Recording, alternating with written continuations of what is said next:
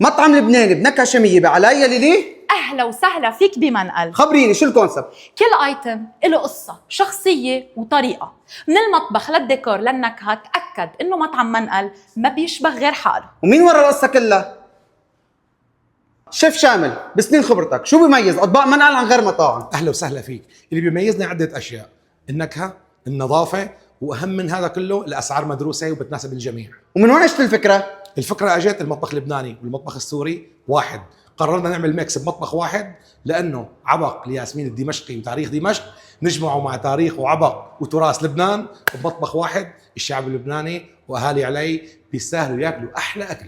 قلت لنا رح تعمل ضجه بالمنطقه، خبرنا يا شيف سيزار. انا وكل فريق العمل عم نحضر منيو غني ونظيف بليق بالمطبخ اللبناني. ومعايير الاكل عنا باهميه الديكور والنظافه والخدمه. اسم الله عليك يا شيف. اكيد خبره 10 سنين ما بقبل اقل من هيك. ولانه نحن واحد، اللي حابب ياكل على الطريقه السوريه موجود، واللي حابب ياكل على الطريقه اللبنانيه كمان موجود. طرونا.